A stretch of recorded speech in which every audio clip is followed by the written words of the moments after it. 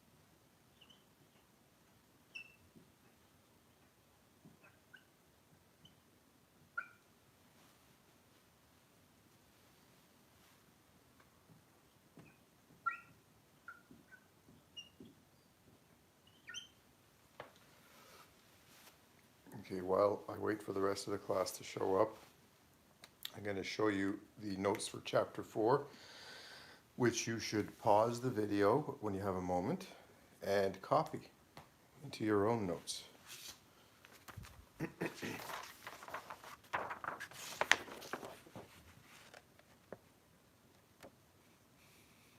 Top half of page 1, bottom half of page 1.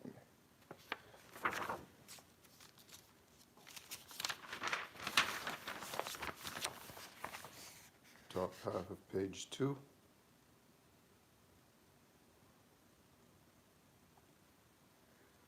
bottom half of page 2. Top half of page 3, bottom half of page 3.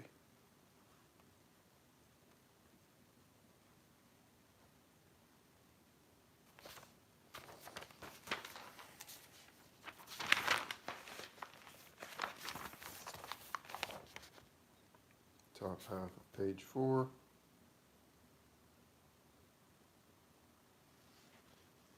bottom half of page 4.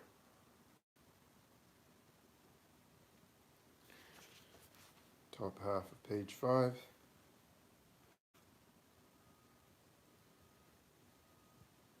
bottom half of page 5. And these notes will show you how to do all the stuff that I'm covering in Chapter 4. So it's in your best interest to copy these notes out. Top half of page 6, bottom half of page 6. Top half of page 7, bottom half of page 7.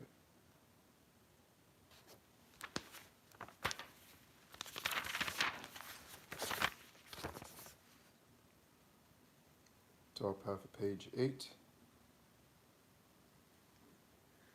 bottom half of page 8. And that's as far as I got, top of page 9. I'll be making more notes as the week progresses. I didn't bring all my notes with me when I came to Edmonton, so basically I'm rewriting some of the stuff. It's just as well because it needed some refreshing. Just if you could be nice enough to check in the comments, just put your name so I know who came to class. And also do me the favor of spreading the news as to the fact that I'm giving these classes. I'm going to give these classes at this regularly scheduled time that we have class. Katie Romero. All right, so I'm going to continue giving these classes at the regularly scheduled time. And you should treat it like it's a regular class. Hi, Stella. So that we can continue with as much continuity as possible. This is still part of the school year. And you should treat it that way. Okay. So after those notes, so tonight when you have time, you will go back to this video, which will be posted by then, and pause it at each one of the pages, copy the notes properly into your notebooks, and that way you'll have something to study for chapter 4. Also, I'm going to show you the pages we're going to be working on today. I'm going to do 4 problems for you, 49, 51, 61, and 77. So I'll show you the pertinent pages in the text from the problems section. So that's the first page of problems. You can always stop the video. I had to know. Then here's the next page of problems. I'll just do it half a page at a time. Top of the page, bottom of the page, top of the page, and bottom of the page.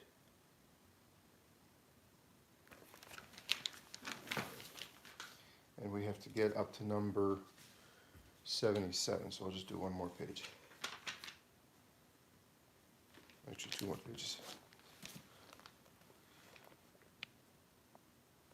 Bottom of the top of the page, bottom of the page, top of the next page, and bottom of the next page. So that's going to give you all the problems we're going to do today. I'm just going to pick 4. And I can give you some homework, and at least you can refer to that if you can't get somebody to go. If you're friends with somebody in grade 12, you can also take a picture of the book or whatever. All right, the first one I'd like to try is number 51C. 51C, the question is, which element, no, that's the wrong one, 49, that's the one I want to do first. 49, it says,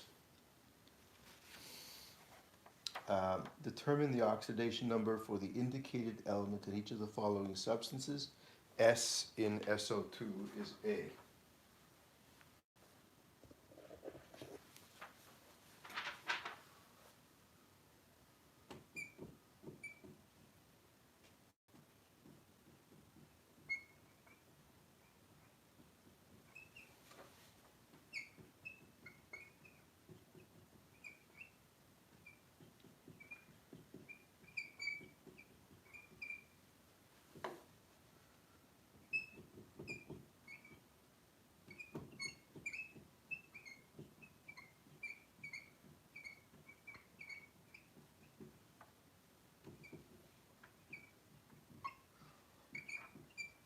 So S in SO2, oxygen is usually -2, and there's 2 of them in this one, so you would expect -4, but the overall charge on sulfur dioxide is 0. So that means that the sulfur has to be +4. For B, it asks you to find the oxidation state of C in carbonyl chloride.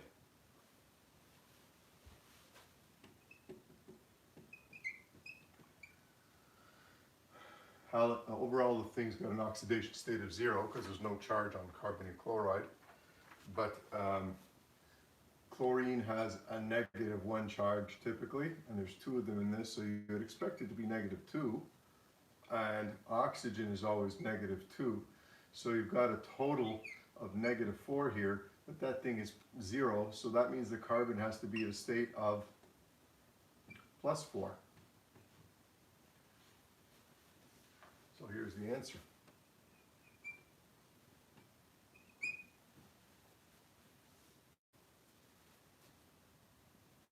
C.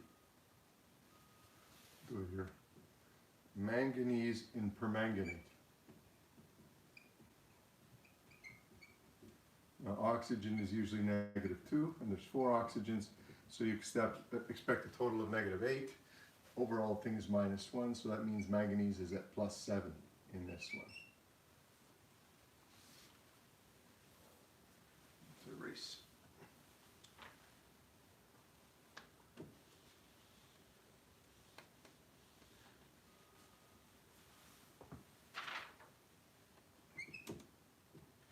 The next one is Br in HBRO,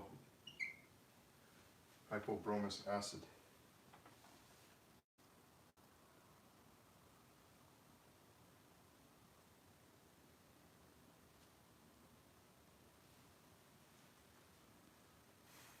Well, this stuff breaks down into H plus and the hypobromite ion, so we can look at the hypobromite ion by itself. Oxygen is usually -2, and overall the hypobromite anion is -1, so that means the bromine has to be at +1 oxidation state to bring the overall ion's charge to -1.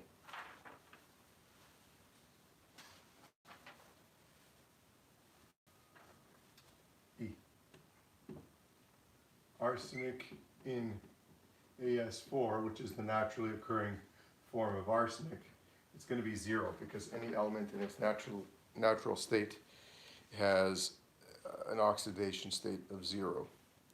So that's done. Let's look at the next question, which is number 451. 451, it says, which element is oxidized and which is reduced in the following reactions?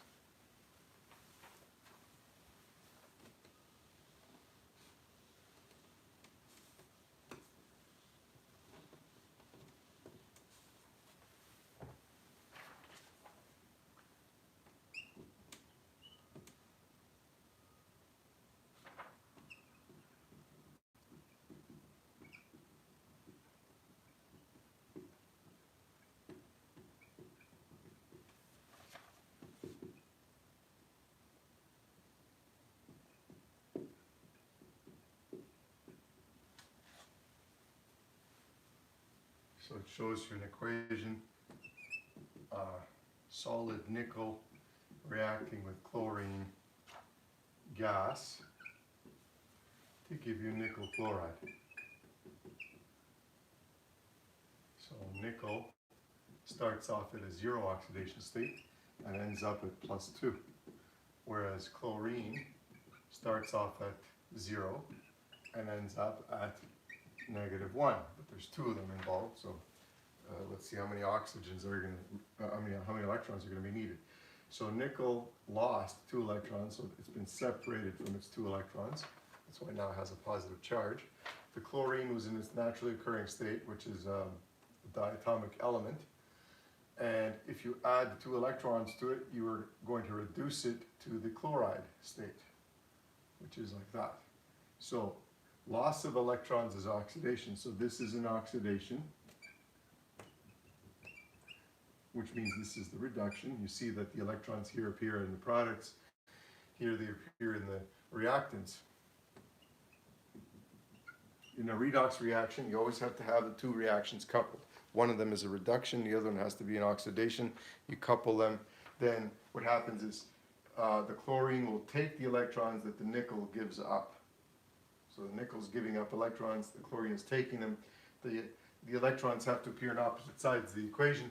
When you add the equations together, the electrons disappear because they're on opposite sides of the reaction arrow, and you end up with a net equation.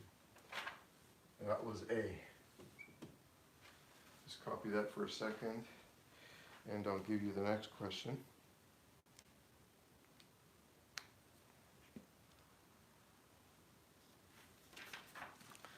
Gotta say, I'm a little bit disappointed with the turnout.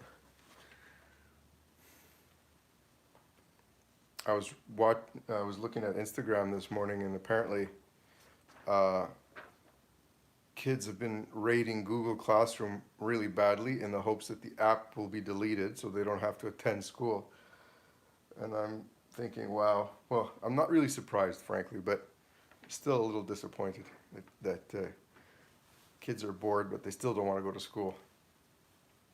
And it's not always just the teacher's fault. Sometimes it really is that people enjoy being lazy and doing nothing, but that's not going to pay the bills. You know, the world is a pretty cruel place, and if you can't offer some kind of skill, you end up being exploited. Well, you get exploited anyway, but try to at least make more money getting exploited.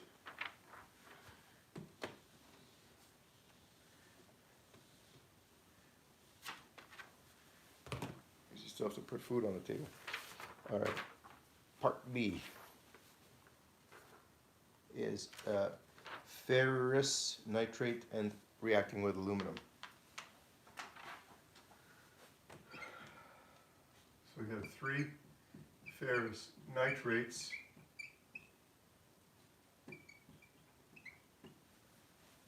plus 2 aluminums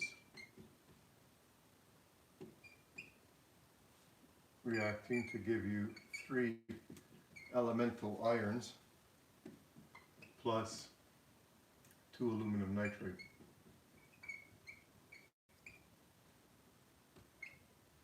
That's going to be AQ.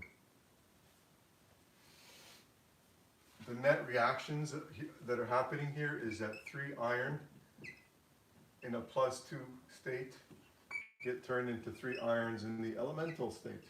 So when something's in the elemental state, its oxidation state is 0. Then aluminum, which is in the elemental state, so an oxidation state of 0, is being oxidized. Oop, I gave it away. To 2 aluminums with a +3 oxidation state.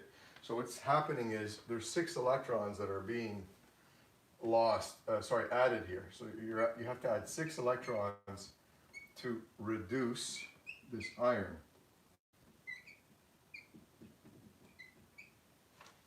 And you have to take away 6 electrons here to oxidize the aluminum.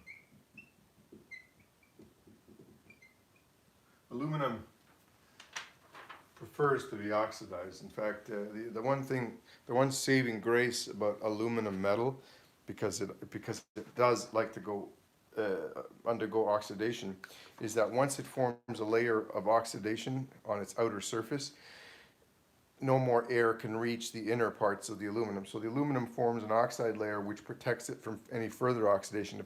If aluminum didn't have that property, it would disintegrate. It would rust a lot faster than iron even. The saving grace for iron is that it's not quite as active as aluminum is. So it rusts and it turns into a brown flaky substance with no structural strength. So although iron is structurally a stronger metal, it's more vulnerable to rusting than aluminum is. Aluminum is much prefers being in the oxidized state, to the point where they weren't able to really isolate aluminum till somewhere in the 19th century, when they discovered a process that required a whole bunch of electricity to reduce the aluminum back to its elemental state.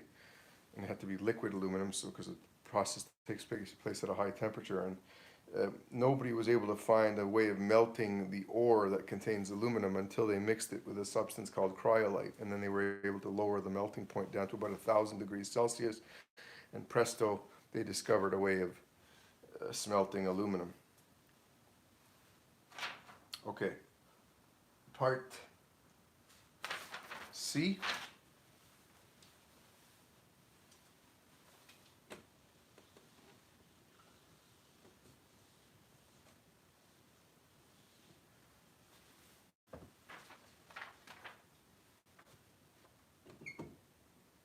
Shows chlorine gas dissolved in water reacting with sodium iodide, also dissolved in water, to give you iodine dissolved in water and 2 sodium chlorides also in water. Let's break it down to what's happening into sort of half reactions. We've got chlorine turning into chloride, actually 2 chlorides, and we've got 2 iodides turning into elemental iodine. So in the first instance, you're adding 2 electrons. In the second one, you're losing 2 electrons. So in this case, what's happening is you're oxidizing the chlorine.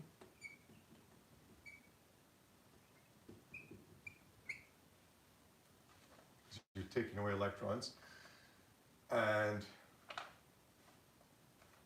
what have I done here?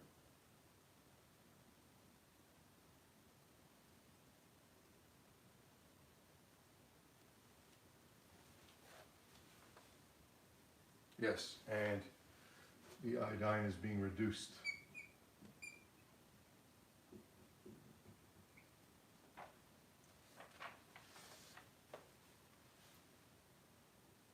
I got it exactly.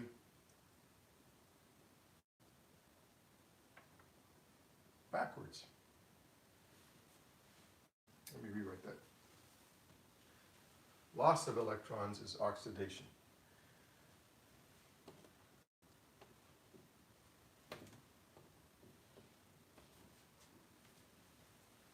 Just let me think a moment. Chlorine has a higher oxidation potential. Yeah, the chlorine is being oxidized, so that's being reduced, and then the iodine is being oxidized. This one's a little trickier because it involves two halogens, I've taken away the electrons from the iodine and forces it to come together. That's loss of electrons. So there's the electrons that I took away from the iodine that was there. Here I've added the electrons to the chlorine and forced it to go back to its what should we call it? The chloride. So it's been reduced. It's accepted electrons. Remember, loss of electrons equals oxidation. Gain of electrons equals reduction. Okay, part D. Sorry for the confusion on C there.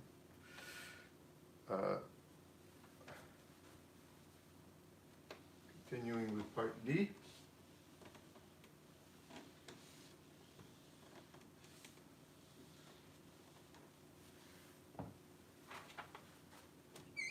So you have PBS solid reacting with 4 peroxides, and you get PbSO4 plus 4H2O after the reaction. So separating it into half reactions, we got sulfide with a -2 charge turning into sulfate, also with a -2 charge, and you have peroxide turning into water.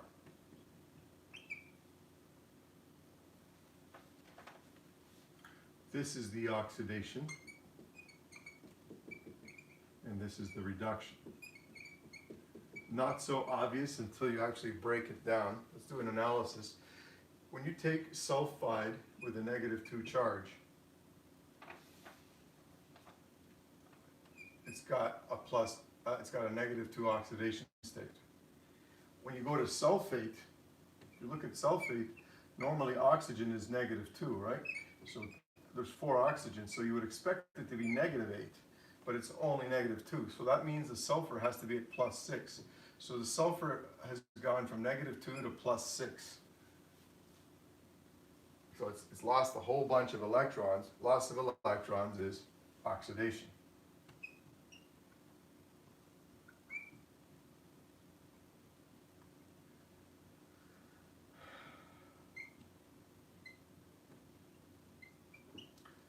If you analyze the peroxide,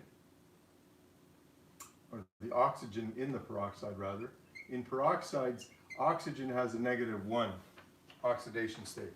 In water, oxygen has a -2 oxidation state. So what's going on is gain of electrons.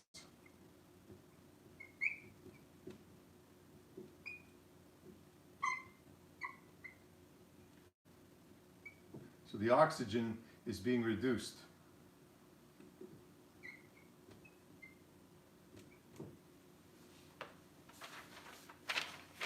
Okay. The next thing is 61. Problem 461 on page 160. you can go to minute 5 of this video if you've joined late, and I show you the actual pages that you have to get the problems from, because I'm going to give you some homework at the end. So go to minute 5 of this video and you'll see the pages pictured that you need. Copy the problem down by hand if you have to, I don't know, or take a picture of the TV with your phone. Whatever works. You're ingenious. Use your brain. You don't know what to do. And also, of course, at the beginning of this video, you have all the notes for this chapter up to the part on titrations. I'm going to write some more notes tonight. 461.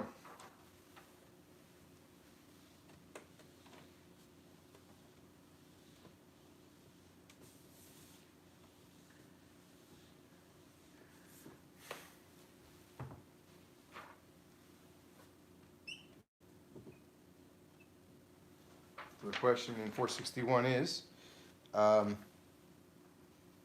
calculate the molarity of a solution that contains 0.0345 moles of ammonium chloride in exactly 400 milliliters of solution. So the formula you use for this is molarity is equal to the number of moles divided by the volume of the solution. So the number of moles is 0.0345 moles of ammonium chloride in 400 milliliters of solution, which is 0.4 of a liter. What you're going to get is 0.08625 moles per liter as your units. You're only allowed 3 sig fig, so you're going to report it as 8.63 times 10 to the minus 2 big M, because that means moles per liter. Next question. Part B. It says, how many moles of nitric acid are present in 35 milliliters of a 2.2 molar solution of nitric acid? So you're going to say molarity is equal to the number of moles over the volume. You're looking for moles, and so you're going to solve it. Therefore, you're going to say molarity times volume is equal to the number of moles. And then just plug in the numbers. The molarity you're told is 2.2 moles per liter, yeah. The volume is 35 1/1000ths of a liter. So that works out to 0.077 moles of HNO3.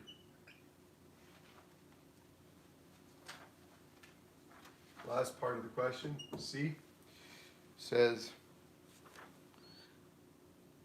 how many milliliters of 1.5 molar KOH solution are needed to provide 0.125 mole of KOH?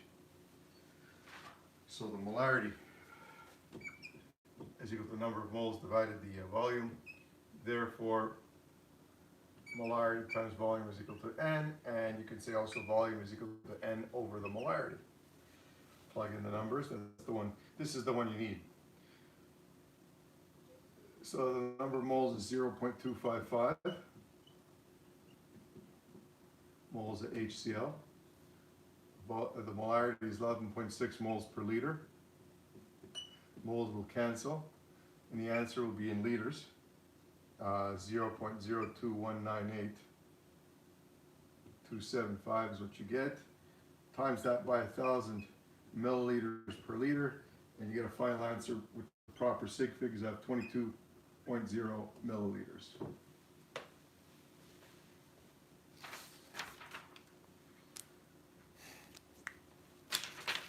Next question is is 477.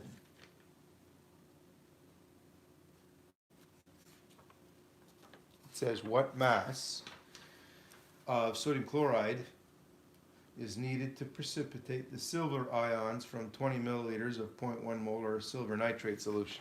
So this is a simple precipitation titration. They use that to determine chloride content of water. If you add silver to anything that contains halogens, it'll form a cloudy precipitate. Silver is not soluble in water in the presence of any things like chloride, bromide, and iodide. It makes a gray, sludgy precipitate. So let's see what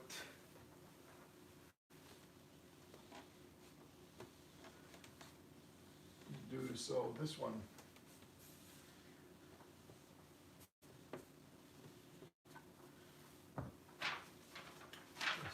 Number 477. The first thing is write the chemical equation that's taking place. So you got sodium chloride dissolved in water, and you're adding silver nitrate, which is one of the few soluble salts of silver. What you get is sodium nitrate as a byproduct. That stays in aqueous solution. That doesn't precipitate, but the AgCl does precipitate. And that forms a gray sludgy precipitate. And your original solution has 20 milliliters at a concentration of 0.1 molar. I like to set up my equations that way so I see exactly what's happening. What they're asking us is, how many grams of sodium chloride do we need? So implicit in any titration is that the moles of one substance is equal to the moles of the other substance. So we can use this equation, M1V1 equals M2V2. So this is moles of the first substance and moles of the second substance. In this case, there's no concentration, it's just an amount of moles. So we could say N, just say the amount of moles, because N does in fact equal M times V. So we also know that, and have to keep track of the fact that the stoichiometry is 1 to 1, so you don't have to worry about any stoichiometric coefficient. The stoichiometry is 1 to 1, so 1 to 1 means just whatever moles of this you have, that's how many moles of that you need. So multiply these two numbers. Keep in mind you got to put this in liters. So the formula we're using is N, representing NaCl, is equal to M2V2, representing AgNO3. The molarity of the AgNO3 is 0.1 moles per liter. The volume is 1/2000th of a liter. Liters will cancel, and you'll need 0.002 moles of, well, what you have is 0.002 moles of silver nitrate. You're going to need that many moles of NaCl to precipitate it, and then we simply multiply by the molar mass of sodium chloride, 98977 for the sodium, 35.4527 for the chlorine. That's in grams per mole. When you multiply all those quantities together, after having added these two, and with the correct number of sig figs, well, actually we have enough room, so I'm going to write the whole thing out. 0.11688494 grams of NaCl is what you're going to get, and you're going to report 0.117 grams of NaCl. Okay, easy peasy, but you got to read the book. Watch some videos too on stoichiometry, on titration. I have like a million of them. Just look for it, you'll find it. And here's your homework, folks. I'm going to give you a little bit of homework. Not a lot, just a little bit, like Trump would say.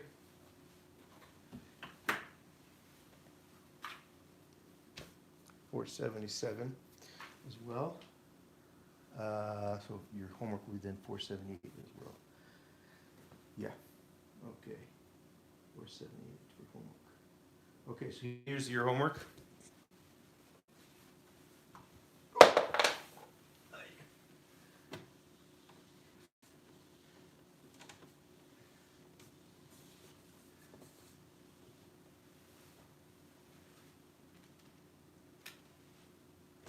All these problems, all these homework problems are paralleled by all the stuff I just did on the board. So if you get stuck, look what I did on the board. There's an example. So 450, 52, 62, and 78. That's what I'm going to do tomorrow. Yeah, we give it a try tonight, see if you can do it. And go to minute 5 of this video because I show you the problems in the video. I show you the actual textbook in the video. So you can extract that by pausing the screen and whatever. Okay, so I'll see you tomorrow. Bye-bye.